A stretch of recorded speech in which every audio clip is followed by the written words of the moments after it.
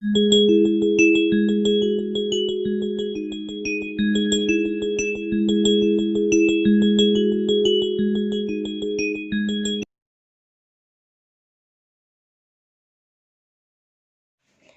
student, here I am.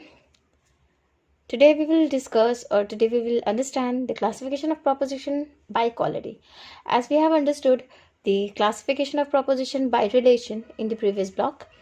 So today's class we will go through to know what a proposition is by quality, or by the basis of quality, how many kinds of proposition we are having. So as you can see clearly in the board, so classification of proposition as according to quality, we are having two proposition only. The one is affirmative proposition and the second is negative proposition. Now we have to understand what an affirmative proposition is and what a negative proposition is. जैसा कि आप लोगों को पहले blog में, यानी कि अब लास्ट जो ब्लॉग मैंने डाला था उसमें बता दिया था classification of proposition by relation, और एक और बताया मैंने कि क्लासिफिकेशन ऑफ प्रोपोजिशन जो है उसमें कितनी कितनी किस्में हो रही हैं, कितनी तरह से वो क्लासिफाइड हो रहा है। तो उसके बाद मैंने बताया कि रिलेशन के हिसाब से कितने तरह के प्रोपोजिशन बन रहे हैं। आज हम लोग डिस्कस करेंगे आज के क्लास में कि क्वालिटी के लिहाज से प्रोपोजिशन कितने तरह के हो रहे हैं। तो बहुत सिंपल है, मैं ज़्यादातर कोशिश कर रही हूँ कि स्टूडेंट्स को की पॉइंट पे ही इस चीज़ को समझाऊँ, वरना बुक्स में आप जब जाएँ तो बहुत ही इन डिटेल होता है, पॉइंट्स को ग्रैब करना बहुत ही इन डिटेल में मेंशन होता है। तो इसलिए मैं बस टू दी पॉइंट ही आप लोगों को बताऊंगी, ज़्यादा टाइम ना लेते हुए। सो प्रोपोजिशन क्वालिटी के लिहाज से दो ही होते हैं, एक अफर्मेटिव प्रोपोजिशन होता है, ठीक है, और दूसरा नेगेटिव प्रोपोजिशन, ठीक है। अब अफर्मेटिव प्रोपोजिशन क्या है और नेगेटिव प्रोपोजिशन क्या है, हम लोग आगे वो जानते हैं। As we can see in the definition, the categorical proposition in which a positive relation is shown between the subject and the predicate, okay, यानी कि कैटेगोरिकल प्रोपोजिशन जिसमें पॉजिटिव रिलेशन शो कर रहा हो, किसके बीच में, सब्जेक्ट और प्रेडिकेट के बीच में। And a very simple line we can say which is the predicate is affirmed of the subject is called affirmative proposition. So a proposition in which the predicate is affirmed of the subject is simply an affirmative proposition. We are having some example below, just as men are mortal. So if we say that men are mortal, so we are having a clear relation that this is subject and this mortal word is predicate, okay. So this word predicate is affirm the subject. So the mortality is clearly affirmed of the subject men. So we are having a clear affirmative relation between this mortality, or we can say this word mortal. So there is a clear relation between the mortality and men. So it is clear that men are mortal because the word mortal is related to men. Why it is related? Because it is clearly affirmed of the subject, okay. तो यहाँ पे हम लोग clear देख रहे हैं, given exam definition जो है वहाँ बता रहा है कि कैटेगोरिकल प्रोपोजिशन वो प्रोपोजिशन होता है जिसमें जो पॉजिटिव रिलेशन शो कर रहा हो, किसके बीच में, between the subject and predicate, यानी सब्जेक्ट और प्रेडिकेट के बीच में एक पॉजिटिव रिलेशन शो करेगा, जिस प्रोपोजिशन में वो प्रोपोजिशन अफर्मेटिव प्रोपोजिशन कहलाएगा। जैसे कि एग्जाम्पल में हम देख रहे हैं मैन आर मॉर्टल, तो ये जो मॉर्टल वर्ड है, ये मॉर्टल वर्ड किसको एक्सेप्ट कर रहा है, मैन को एक्सेप्ट कर रहा है। यहाँ पे किसी भी किस्म की कोई कंडीशन है नहीं, so it is clear that man are mortal. इसके साथ हमारे कुछ और एग्जांपल्स हैं। So all man are honest, okay, here we can say clearly in these example all man are honest, okay. Before this word subject we are having all, okay. So we have to understand very clearly this all is denoted to the subject, okay. So the word honesty is completely related to men, which is subject. So the honesty is affirmed of men, okay. तो but यहाँ पे क्या हो रहा है कि men जो है, यहाँ पे मैन को डिनोट कर रहा है ऑल वर्ड से। सो ऑल मैन यहाँ पे बता रहा है कि जितने भी मैन हैं, सारे मैन क्या हो रहे हैं, ऑनेस्ट हो रहे हैं। तो ये जो ऑनेस्टी वर्ड है ये क्लियर बता रहा है कि यहाँ पे इस प्रोपोजिशन के अकॉर्डिंग ये जो जितने भी मैन के बारे में बोला जा रहा है तमाम क्या है, ऑल मैन आर ऑनेस्ट। तो ये जो ऑनेस्टी वर्ड है ये completely affirmed of the man हो रहा है, यानी कि मैन के सारे मेंबर्स को ये अफर्म्ड कर रहा है। तो इसलिए क्या हो गया, ये यूनिवर्सल अफर्मेटिव प्रोपोजिशन है। And the next way having some man are honest.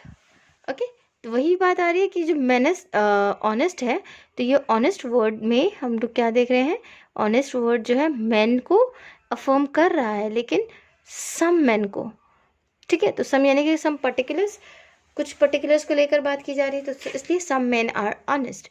सो यहाँ पे बता रहे हैं कि ये जो ऑनेस्टी वर्ड्स है ये कुछ मैन्स को अफर्म्ड कर रहा है, एक्सेप्ट कर रहा है। So some man are honest is clearly denoted that honesty, the word honest is completely affirmed of the word men. So we are having clear example of categorical proposition, men are mortal, all men are honest, some men are honest. इसके साथ हम लोग आगे बढ़ेंगे और समझेंगे कि जिस तरह से एफर्मेटिव प्रोपोजिशन है बिल्कुल इसी तरह से नेगेटिव प्रोपोजिशन होता है। तो हम लोग आगे बढ़ेंगे, देखेंगे कि नेगेटिव प्रोपोजिशन क्या कौन सा है और क्या होता है। Okay, so in next definition we are having negative proposition.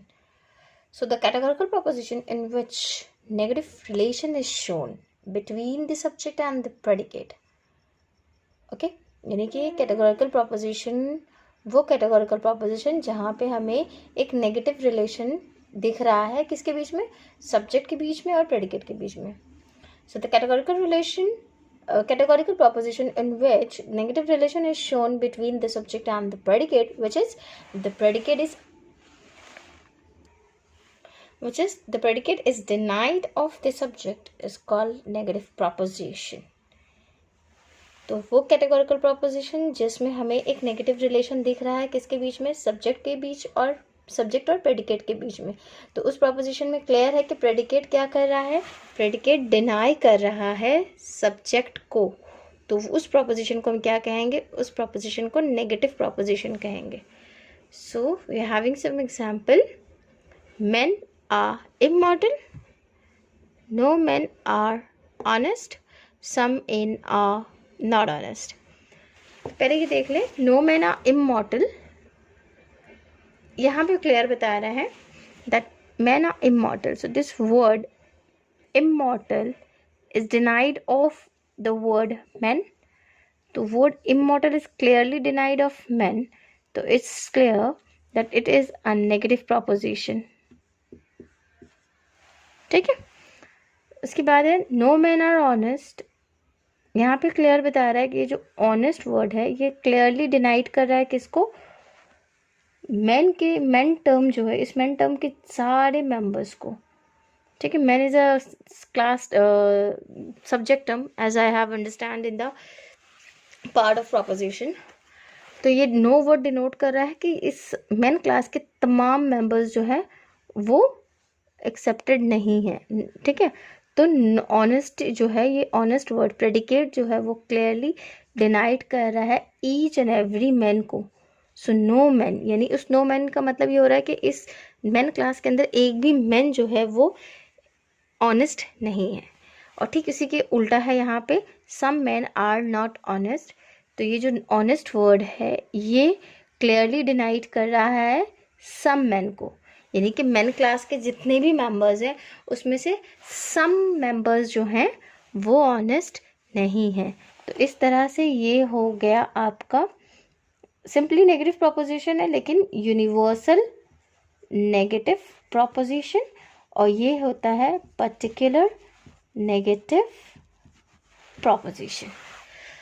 बस छोटे छोटे करके मैंने समझाने की कोशिश की है। इसके अलावा भी अगर किसी को इस चैप्टर के अकॉर्डिंग या इस कंसेप्ट के अकॉर्डिंग कोई भी क्यूरी, कोई भी डाउट है, kindly comment me on, comment करें, मैं उसको क्लियर करने की कोशिश करूँगी। और इसके साथ होप्स आप लोगों का कंसेप्ट क्लियर हो, और अगर जितना भी क्लियर हो आप इसे स्प्रेड करें अपने फ्रेंड्स में, अपने दोस्तों में, और मेरे चैनल को सब्सक्राइब करें। क्लियर हो कंसेप्ट हो तो आप लोगों के लिए भी अच्छा है, और मैं मेहनत कर रही हूँ इसीलिए कि इस कंसेप्ट को अच्छे से आप लोगों को बता सकूं और समझा सकूं, ताकि सबके लिए इजी हो सके ये।